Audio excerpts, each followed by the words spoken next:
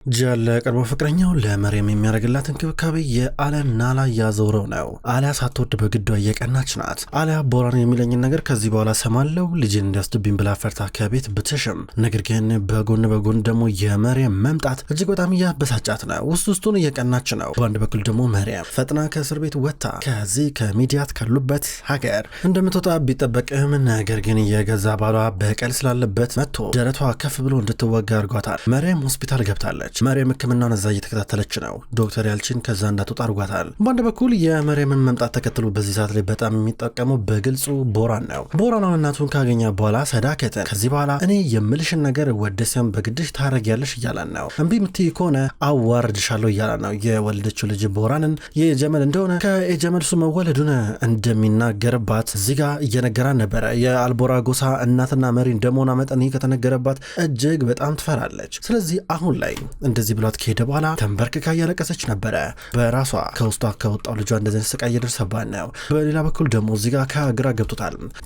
ቢያንስ ዘሪን የተሻለ ነገር አሳየችኝ ብሎ እየጠበቀ ባለበት ሰዓት ላይ ተነስታ ወደ ሌላ መንደር ሄዳለች። አሁን ጨንቆት ግራ ገብቶት እያሰበ እያለ በድንገት ሻይን ወደሱ ብቅ እያለ ነው። ሻይን መጥቶ ሰላም ብሎት ይቀመጣል። ከሆነ ቡና ነገር እየጠጣ ነበረ። ስለ ዘሪን ጠየቀው። ዘሪን ምን ሆና ነው አንተ? ዘሪን ምን ሆና ነው ኡርፋ ሄደችው? እንዴት ነው ሰፈር ለቃ የምትሄድ? አልገባኝም። 2 ቀን 3 ቀን አጎቴ ጋር ቆያለች። ነገር ግን ምን ማለት ነው? ቢያንስ አንተ መሄድ ነበረብህ። እናቷ አብራም መሄድ ነበረባት። ቪዳን እንዴት አልሄደችም አለው። እኔ እንጃ ወንድሜ ራሱ አላወቅኩም ነበረ። በእውነት አልነገሩኝ ነበረ። ይሄ ከእኔ እውቅና ውጭ ነው። ስለዚህ ጉዳይ ማቀው ነገር የለም።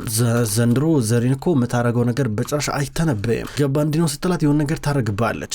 እንዴት ነው እናንተ ግን ሁኔታችሁ ታርቃችሁ አልነበር እንዴ አለው። አዎ ታርቀናል። እሱማ ነገር ግን ለምን እንደዚህ እየሆነች እንዳለ አላቅም። ሻሂን እኔ እንጃ እያሉ ነበር። ምንም አላለችም አለው። ኧረ ምንም አላለችኝ እያሉ ነበር። ሻሂን ተጠራ እና መፈረም ያለብህ ነገር አለ ተብሎ እየሄደ ነበረ። ከዛው ቀረ። ከዛ በቀጥታ ለዘሪን ሊደውላት ወሰነ። ደወለላት። ዘሪን ዞር እያለች ነበረ። ሲደውላት ስልኩን አነሳችለው። ዘሪን እያለ ነበር። እንዴት ነሽ አላት። ደህና ነኝ ያለችው ነበረ። ዘሪን የምር ነገሮች ጥሩ በሆነበት ሰዓት ላይ ተነስቶ ዝም ብሎ መሄድ ጥሩ ነው። ናፍቀሽኛል እኮ በጣም እያለ ነበረ። በቃ አጎቴ ነበር እንደመጣ ስለፈለገ ነው። አልመጣም ብዬ መጫን አልፈልግ አለችው። እና ነገሩ የምመጪው ነገ እኮ ደግሞ ችሎት አለብሽ አላት። አውቃለሁ ነገማ እመለሳለሁ። እንደገና አጎቴ ይሸኘኛል። ማታ ነው ቤት ምገባው። እዛ ጠዋት ወደ ችሎት ሄዳለሁ እያለችው ነበር። ጥሩ ዘሪን እወድሻለሁ፣ ነገ እንገናኛለን አላት። እኔም እወዳለሁ አለችው። ስልኩ ተቋረጠ። በሌላ በኩል የመርየም የቀድሞ ባለቤት ፈያዝ አሁን የመርየምን ፎቶ እየተመለከተ የኔ ነሽ ይላል። ከዛ ድንገት የሆኑ ወንዶች መጡ። የእሱ ቅጥረኞች መጡና እንዴት ናት መርየም ብሎ ጠየቀ። የወንጃ ሆስፒታል እየታከመች ነው የምትገኘው። ያ ሆስፒታል የጃን አልቦራ ነው ብሎ ነገሩት። እንዴት ናት ብሎ ጠየቀ። አሁን ላይ ያው በአሳሳቢ ሁኔታ ደረጃ ላይ አትገኝም፣ ብቻ ቆስሏ ሲድንላት እንደምትወጣ እየተወራ ነው ያለው። ወንድሜ ወደ መጣንበት እንመለሳለን እንዴ ብሎ ጠየቀው። ከዛ ፈያዝ እያነቁ ነበረ። ምን ማለት ነው እንመለሳለን ማለት? ስራችንን ሳንጨርስ መቼ ነው እኛ ስራችንን ሳንጨርስ ሄደምናውቀው? ይህን ስራ መጨረስ አለብን እያለ ጭንቅላቱን ይዞ ይንጎራድዳል። በሌላ በኩል መርየም ብትሆን በጧት ወደ ቢሮ እየመጣች ነው። ወደ ስራ እየመጣች መርየም ዞር ብላ አየቻት። በርጋ መርየም ፊቷን ቶሎ አዞረች። ከዛ ይህን ጊዜ አሊያ አየቻትና ትታት ሄዳለች። መርየም አሊያ ቆማ ስታያት ነበረ። ገብቷታል። መርየም የሰው ትዳር መበጥበጥ አትፈልግም። ስለዚህ አሊያን የሚያነሳሳ ነገር አታረግም። አሁን እዛው ተኝታ ነው የምትገኘው። አሊያ ሆስፒታሉ ዞር እያለች ነው። እዚህ ጋር ናሬን አገኘቻት። እንዴ አሊያ ወደ ነስትራ ነበረ። ምን ባከ እዚህ ጋር የሆነ ቦታ ጠርተውኛል። ትንሽዬ ልጅ አላት። እንደገና ደግሞ እሷን ማከም አለብኝ። በድጋሚ ደግሞ ዴኒዝ ያው የልጆች ማቆያ መውሰድ አለብኝ እሱ ነበር። ኧረ አሊያ ግን አሊያ አምረረሻል። በእውነት የመርየም መምጣት ነው እንደዚህ እንድትሆኝ ያደረገሽ? አልገባኝም። ያንቺና የጃን ነገር ታውቂያለሻ። በቀላሉ እንትን እንደማይሆን ልትለያዩ የማትችሉ ሰዎች መሆናችሁን ታውቂያለሻ ከወንድሜ ካለቻት። ይገባኛል፣ ብቻ ግን መሄድ አለብኝ። በቃ በኋላ እነግርሻለሁ ብላት እዚህ ጋር አለለጥ ብላት ሄዳለች። ከዛ ናሬ ወደ ጃን ደወለች። ሄለው እያለችው ነበር። ናሬ ይላታል። ወንድሜ ይሄ ከመርየም ጋር ያለውን ጉዳይ በእናትህ ብትፈታው ደስ ይለኛል፣ አለበዚያ አሊያ ሁኔታዋ ጥሩ አይደለም እያለችው ነበር። አውቃለሁ ብሎ ስልኩን እየዘጋው ነበረ።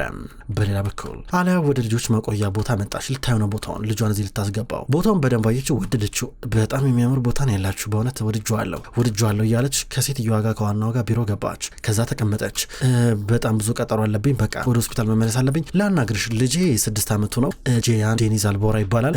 ያው ከዚህ ቀደም ትምህርት ቤት ገብቶ አያውቅም። ስለዚህ 1ኛ ደረጃ ትምህርት ሊማር ላስገባው ፈልጋለሁ እና ያው መጀመሪያ ግን እንደዚህ አይነት ቦታ እንዲለምድልኝ ፈልጋለሁ፣ ከልጆች ጋር እንዲጫወት። ይሄ ቦታ ደግሞ ወድጄዋለሁ። ስለዚህ ልጄን እዚህ ባስገባው ደስ ይለኛል ይሆናል ብላ ተናገረች። ሴትዮዋ ግን ይቅርታ አድርጊልኝና ወይዘሮ አሊያ ያው ማለት ዶክተር አሊያ ያው እንትን ቦታ እንኳን የለም እዚህ ሁሉም ቦታ ሞልቷል አለቻት። ግን ብዙ ሰው የለም እንደገና ደግሞ የጠቆመኝ ሰው እዚህ ብዙ ሰው እንዳልተመዘገበ ልጆቹን እዚህ እንደማይልክ ነበር የነገረኝ አለቻት። ግን ያው ቢሆንም ስትላን ነበር ፈርታለች። ሴትዮዋ ታስታውቃለች። አሊያ ጫና እያደረገችባት ነው። ወይዘሮ አሊያ እባክሽ ልጅሽን ልንቀበል አንችልም ስትላን ነበረ። አሊያ ገባት ችግር የለም ብላ ከወጣሽ በኋላ ስልክ ደወለች። ከዛ ወደ ጃን ጋር ስደውል ስልኩን አላነሳልሽም አላት። በመጨረሻም አነሳ። አንተ እኮ ችግር ምንድን ነው ልጄን ለምንድነው የጊዜ ማቆያ መውሰድ የማልችለው ምንድነው ችግር እያለችው ነበረ። ከዛ በኋላ አሊያ በኋላ ማውራት አልችልም ብሎ ስልኩን ዘጋባት። ተናደደች፣ ተበሳጨች። ሴትዮዋ በአይኗ ምልክት ለመነቻት ውጪ እንዳለች። ሴትዮዋ እምቢ አለቻት። ወይኔ ጃን አወረድከኝ ብላ መኪና ውስጥ ገብታ ትሄዳለች። ከዛ ላይ ደወለች ወደ ትልቁ ቤት ነበር። ወደ ትልቁ ቤት ደውላ ወደ እሞ እነ ጃን መጥተዋል ብላ ጠይቀቻት። ጃን እንዳልመጣ ነገረቻት። አሊያ ምንም አማራጭ የለትም አሁን መምጣት ያለባት ወደ ቢሮ ነው። ወደ ስራ ቦታ መጣች። ሻይንና ከውጭ ተቀምጦ ሻይ እየጠጡ ነበረ። እህቴ እንኳን ደህና መጣሽ ይላታል። ቢሮ ነው ያለው ጃን ስትላቸው ነበር። ያለመረ አሊያ አልመጣም እስካሁን ድረስ ጃን እያሏት እሷ ግን አላምን ብላ በቀጥታ ወደሚሰራበት ቢሮ ትገባለች። የት ነው ያለው እያለቻቸው ነበረ። ስራ አለበት ይሏታል። የምን ስራ ደውልለት ስትል ነበረ። እየደወለ ነበር። ጃን ስልኩን ያነሳ። አለ ተበሳጨች። በቀጥታ ወደ ቤቷ መሄድ ተጠበቅባት። በሌላ በኩል ሰራከት አሁን ቦራን ያስፈራራ ነገር አለ። አዋርድሻለሁ ለበዚያ ምንሽን አርጊ ብሏታል። በተለይ ደግሞ መሪያም ትልቁ ቤት እንድትገባ የቻልሽውን ነገር አርጊ ብሏታል። አሁን እሷ ይህን ካላረገች በአልቦራ በትልቁ አደባባይ እንደሚያዋረዝቶባታል። ይህን ነገር እንዴት አድርጋ እንደምታቀነባብር እያሰበችበት ነው። በሌላ በኩል አሊያ ከሰዓታቶች በኋላ ቤቷ ደረሰች እያበደች። ከዛ ቤት ደረሰችና ፓኪዜ ዴኒዝ መጥቷል እንዴ እያለቻት ነበረ። ወደ ውስጥ እየገባች ልጇ እንዳለና እንደሌለ ልታረጋግጥ ወደ ውስጥ ስታመራ የጂያን መኝታ ክፍል ቀለም እየተቀባ ነበረ። ቢጫ ቀለም የሚቀቡት ደግሞ ጂያን እንዲሁም ህፃኑ ጂያን ዴኒዝ ናቸው። አብረው እየቀቡ ምንድነው መሰሩት እናንተ እዚህ እያለቻቸው ነበረ። ከዛም በኋላ ትንሽ ከተጨቃጨቁ በኋላ ለልጇ ለዴኒዝ ማስክ አርጋለት እሷ ራሷ ማስክ አርጋ አብራቸው እየቀባች ነበር። እየተጋገዙ ቀለሙን ይቀባሉ። ምንም እንኳን አሊያ ለሰከንድም ለደቂቃም ቢሆን ነገሩ ረስታ እያገዘችው ቢሆንም መጨረሻ ላይ ልታናግረው በጣም ጓጉታለች። ሻይን በሌላ በኩል ወደ ናሬ እየደወለላን ነው። ከስራ ቦታ ወጥቼ ወደ ሌላ ቦታ እየሄድኩኝ ነው እያላን ነው። በኋላ እንገናኛለን አላት። ተጠንቅቂ እያላን ነበረ። እሷም ሻለችውና ስራዋን ስለጨረሰች ለጊዜው ከሆስፒታል እየወጣች ነው። ናሬ እርጉዝ መሆኗን ከተነገረ በኋላ የበለጠ ደስተኛ ሆናለች። አሁን ደግሞ ለሚወለደው ልጅ ጾታውን ስላወቀች ልብስ ልትገዛ ነው። በጣም ጓጉታለች። እየተራመደች እያለ ግን ድንገት ወዷን ጠረቆሳት፣ ወጋት፣ አዞራት። ሁሉም ያልችን መጣና ወይዘሮ ናሬ እያላን ነበር። ደህና ምንም አታስብ ብላው ትሄዳለች። ረፍት እንድታደርግ እየነገራን ነው። አሌና ጃን ቀለሙን በደንብ እየቀቡ ናቸው። አለቀ። አሁን ትንሽ ቆይት ብለው መታጠብ እንዳለባቸው ይነጋገራሉ። እሷ ግን ና ምነግር ነገር አለ እናውራ አለች። ወደ ሳሎን መጡ። እየጠጋን ነበር። አትጠገኝ ቀለም ልቀባይ ነው እንዴ ቀለም በቀለም ከሆነ ፊትህ ነው እያለችው ነበረ። ቀረብን ወደ እሷ ግንባሯ ላይ ነገር ነበረ። ጠረቅ እያደረገላን ነበረ።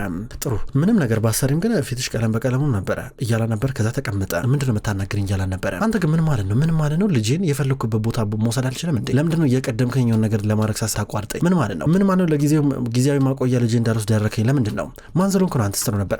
አሊያ ያ ቦታ ለዴኒዝ አይሆነውም እያላ ነበር። ለምን እሱም በምን አወክ ልጄን የፈለኩበት መውሰድ ይችላል ትሏለች። እሱ ግን አይሆንም ያ ቦታ ገባሽ አያምርም። ስለዚህ ሆስፒታል ልሰራ ነው እንደዚህ አይነት ነገር በቃ እዛው አንቺ ብቻ ሳትሆኝ የሌሎች የዶክተሮችና ነርሶች ልጆችም እዛ መቆየት ይችላሉ። ያ ቦታ ጥሩ ነው ለአንቺም ይቀርብሻል አላት። ደስ አላት። አሪፍ ሀሳብ ነበር ያሰበው። ከዛም በኋላ እዚህ ጋር ቤቱ ቀለም ስለተቀባ በሩን ልቀባውና ትልቁ ቤት ሄዳላችሁ እያላን ነው። እምቢ አለችው። እሱ ግን በሩን እየቀባው ነበረ። በሌላ በኩል አሁን ናሬ ከመኪናዋ እየወጣች ነው። ወደ አንድ የልጆች ልብስ መሸጫ ሱቅ እያመራች ነው። ናሬ ከመኪናዋ ወጣ ብላ ወደ ሱቁ እያቀረበች እያለ ድጋሚውን ምልክት እየተሰማ ነው። ደስ አይልም።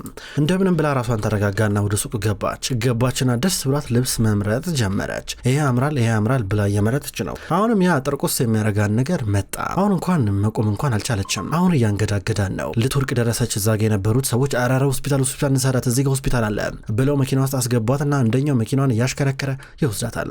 በሌላ በኩል እዚህ ጋር አሊያ ጃን በሩን ቀብቶ እስኪጨርስ ጠበቀችው። የሚያምር ቀለም ቀባ። በሎሚ ከለር የቤቷን በር አስውቦላት በቃ ወደ ትልቁ ቤት እንሂድ። ይሄ ቀለም በጣም ይሸታል አያሳድራችሁም ከባድ ነው እያለ ነበር። አይሆንም ጃን ሲጀመር አንተ ሰበብ ነው የምትፈልገው ወደዛ ቤት ልትወስደኝ እያለችው ነበረ። ምን ላርግ ታዲያ እንዲሸታው ይገላችኋል ታዲያ ቢያንስ አንድ ቀን እዛ ቆዩ እስከዛ ይድረቅ እያላ ነበረ። ተናደሻል አይደለ በመሬ ምክንያት እያላ ነበር። እኔ በአንተ ነው የምናደደው በሱ አይደለም። እሷ መቼ ምን ልታናደኝ አትችልም። በቃ ይሄ ባህሪ ነው በጣም የሚያናደኝ። ሰው ሚልን ነገር አሰማ። ይሄ የምታደርገው ነገር በጣም የሚያበሳጨኝ። መሬም ለምን ነው የምታናደኝ ያለችው ነበረ። በግድ አሳመናት። በሌላ በኩል ናሬ አሁን ወደ ሆስፒታል መጣለች። ወደሚቀርባት ወንድሟ የወንጀል ሆስፒታሊስቱ ቢሆንም ነገር ግን ወደሚቀርባት ቦታ መጧት። አሁን ተረጋጋች። አስፈላጊ ነገር አድርገውላታል። ግሉኮስ ሰጧት። ከዛ መታ ተቀመጠች።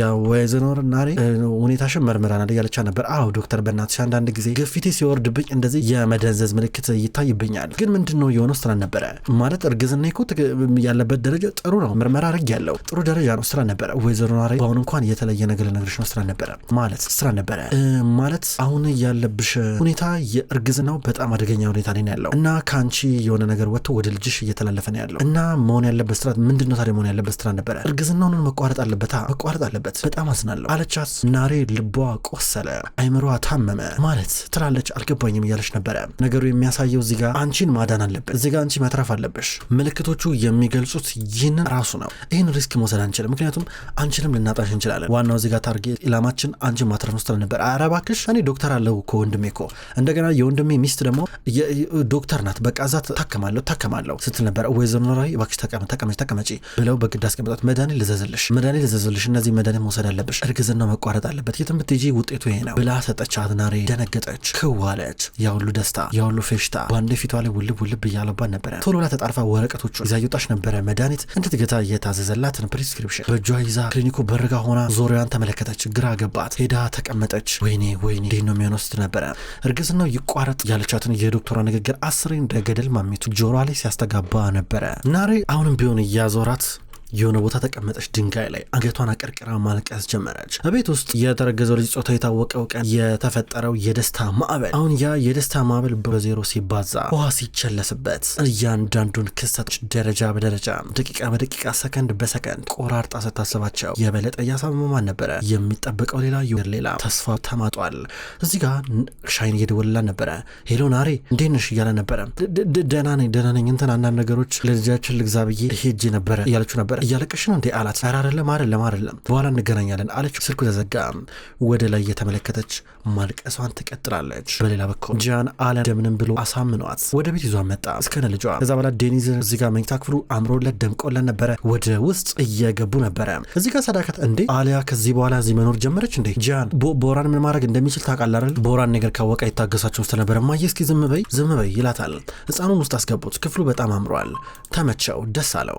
እዚህ ጋር ሰዳከት ታውቃለህ አይደለ? የፈለከውን ነገር ልታረግ ትችላለህ። ገባ? ክፍሉን መኝታ ክፍሉን ልትቀይር ትችላለህ ምናምን ነገር ግን ቦራን የዚህ ልጅ አባት መሆኑን በጭራሽ ፈቅፍቀ ልታነሳ አትችልም ስትለው ነበረ። እማዬ እኔ መች ልላጠው አልኩ። ኧረ እማዬ ተይኝ ነገር ተስፋ ቁረጭ እባክሽ። ኧረ እባክሽ ቢያንስ ሰላም ስጭን ለዛሬ ቢያንስ ሁልጊዜ ንትርክ አይከብድም እንዴ እያለ ነበር። ዝም ብላ ታያለች። ካያና እሱ ተያይዘው ጥላት ሄዳሉ ሊጫወቱ። ሰዳከት በውጭ በኩል ተቀመጠች። ካያ ጂያንን ሳያዩ እዚህ ጋር እያቀፈ ህፃኑን ሰላም እያለው ነበረ። ከዛም በኋላ በሉ ናሬ ጋር እያል ነበር ጂያን እዚህ ጋር ለናሬ እንዲነግሯት ዛሬ መምጣታቸውን። ናሬ ግን የገዛችውን ልብስ በዘንቢል ይዛውን ከመኪና ወርዳ ወደ ቤት ልትገባለችና በረጋ ቆማ ግን ብዙ ነገሮችን ማሰብ ጀመረች። እንዴት ብላ እንደምቀባት ልትኮሳተር ወይስ ልታለቅስ ወይስ ፈገግ ብላ ልታስመስል ተወናበደ አይምሮዋ።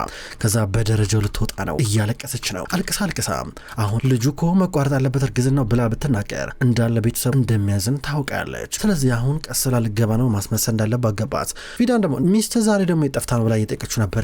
ትመጣለች እያላ ነበር። በዚህ ሰዓት ቤት መግባት ነበረባት እያለችው ድንገት ናሬ መጣች። ስትመጣ ናሬ ምና መሸሽ እያለ ነበር። ምንም አንዳንድ ነገሮችን እየገዛው ብላ የገዛቻቸውን ነገር አሳየቻቸው። ደስ አላቸው። ቪዳንና ሻይን ደስ ብሏቸው የተገዛውን ነገር መመልከት ጀመሩ። እንደዚህ አብረው እየተደሳሰቱ ቪዳንና ሻይን እናትና ልጅ አብረው ሲቦርቁ ናሬን እዚህ ጋር ሲያደንቁ የገዛችው ቆንጆ ልብስ ስለሆነ በናሬ በጆሮ በኩል በውስጠኛው በኩል ግን የሚያስተጋባው እርግዝና መቋረጥ አለበት የሚለው ድምጽ ነው። ይሄ የሚረብሽ ድምጽ አሁንም ትዝ እያላን ነው። ትኮሳተራለች። አስሬ ምን ሆነሽ ነው ፊትሽን የከሰከሽ ብለው ይጠይቋታል። ምንም እያለች ነበር እሷ። ክብሯን ተመልካቾች እንኳን ወደ ቅጠል ቲቪ የዩቲዩብ ቻናል በሰላም መጣችሁ።